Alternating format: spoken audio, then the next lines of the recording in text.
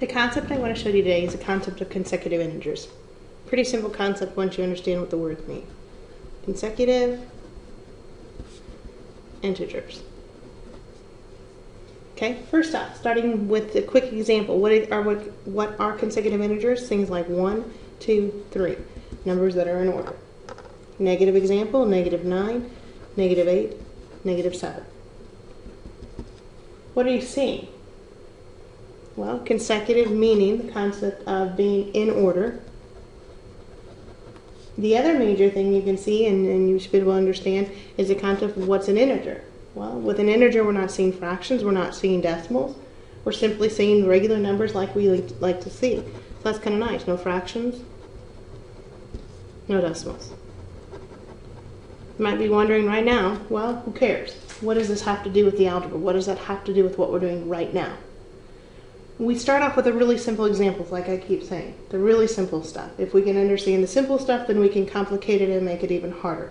Every time we understand the basic models here, then the harder stuff becomes easy. So let's start with a really example. If I asked you to find me two consecutive numbers, or two consecutive integers, whose sum is 17. So two consecutive integers whose sum is 17. You may be able to very, very quickly and easily think in your head, okay, I need to get in at 17. So in your head, you may just simply think, if I take 8 plus 9, I get a 17. I get that. I understand. It's a pretty easy idea. Well, there comes a point in time that we need to put it down on paper. We need to show the equations. That's kind of where we're at with algebra. Very, very basic stuff here. So if for some reason you can't come up with this concept in your head, what are you going to do instead? Well, that's where writing the equation comes in. That's what I'm promoting. That's what I'm asking you to do. So think about it for a second. If I'm trying to find consecutive integers and I don't know my starting point, rather I don't know it's 1, I don't know it's -9, I don't know it's 8, I'm going to get rid of a variable. Well, what's the next number in line? Well, think of here, from a 1 to a 2, how do you get from a 1 to a 2? Well, you increase by 1. How do you get from a -9 to -8? Well, you increase by 1. How do I get from n to the next number? I take n plus 1. How do I get from a 1 to a 3? Well, I already increased by 1 to get to 2, so I better increase by 2.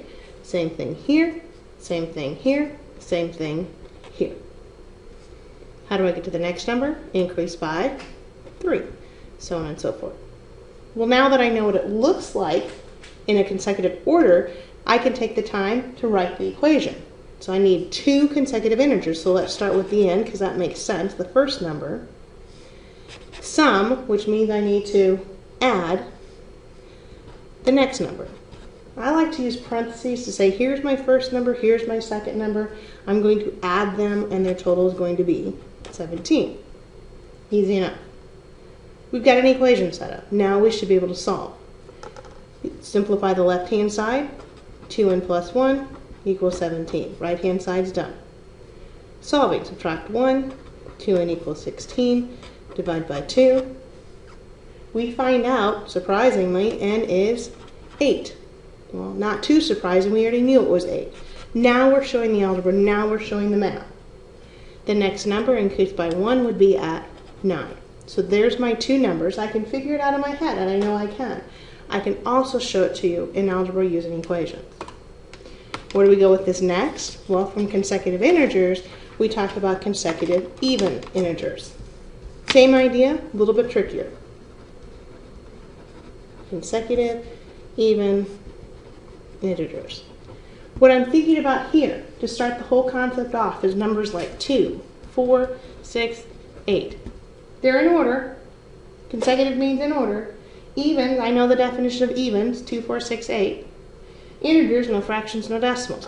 I can go to the negative side. -10, -8, -6, so on and so forth. I can look at consecutive integers and I can understand what they're telling me.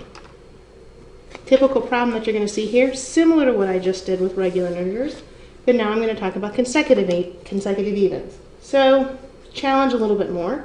Let's find 3 consecutive even integers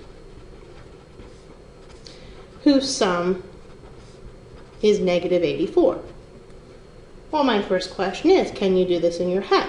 can you just automatically come up with 3 even numbers who add up to be negative 84? Maybe, maybe not. You might have another strategy. I've seen several others where you have to divide by 3 and then manipulate the numbers around. I would ask, though, since our main goal in Chapter 2 is to get the equations and solve the equations, that we think about this in terms of equations. Okay? We know what consecutive evens 2, 4, 6, 8 look like. We know what negative evens look like. Let's talk about what if we don't know our starting point. Okay, giving it in again. How do I get from 2 to 4? Well, increase by 2. Increase by 2. How do I get from 2 to 6? Increase by 4. Increase by 4. Increase by 6. Increase by 8. And now I have a setup. And I know what I need to look at to find 3 consecutive even integers. First is n plus 2 plus 4 plus 6 plus 8. Starts to hopefully make some sense. I'm finding the sum, whose sum is negative 84. So starting with my first number, add on my second, there's those parentheses again to say here's my second number, add on my third. My parentheses again, so I can see I've got 1 number, 2 numbers, 3 numbers, consecutive, first, second, third, evens increasing by 2's, whose sum, adding it up, is negative 84. Like I said, you might have already come up with the numbers in your head. Our goal this time is to write it into equations and solve equations. All right? Simplify the left-hand side. 3n plus 6 equals negative 84. Solve it. Subtract 6. 3n equals negative 90. Divided by 3. And it's going to give me a negative 30. There's my starting number. Starting at negative 30. The next number I'd have, negative 28.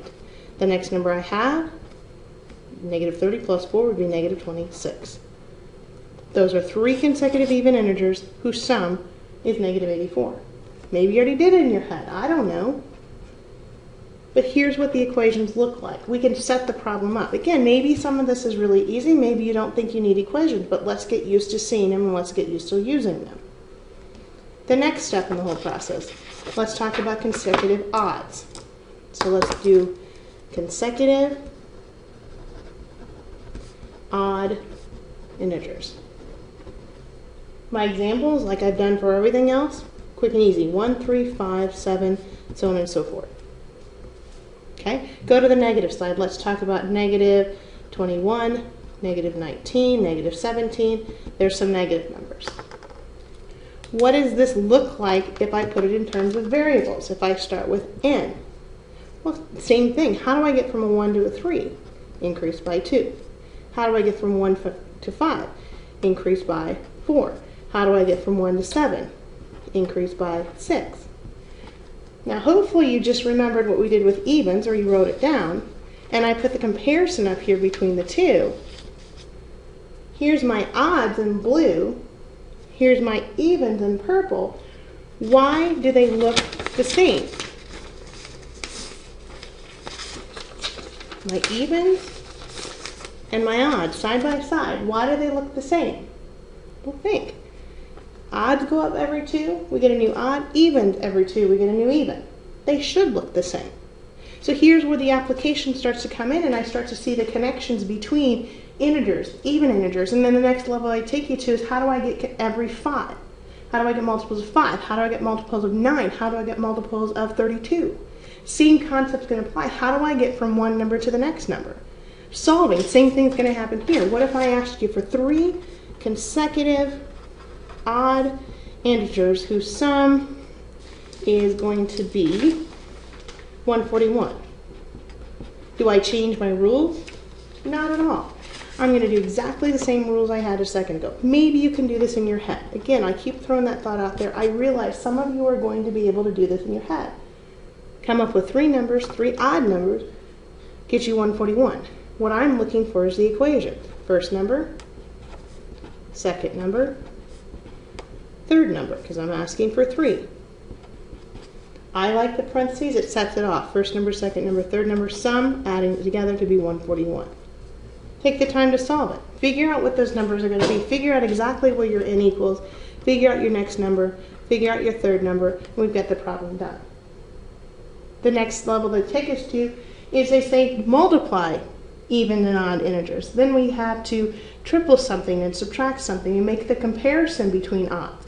If we have our basic facts, if we know n plus 2, n plus 4, n plus 6, and we understand our basic facts about odds, we then can take it and apply.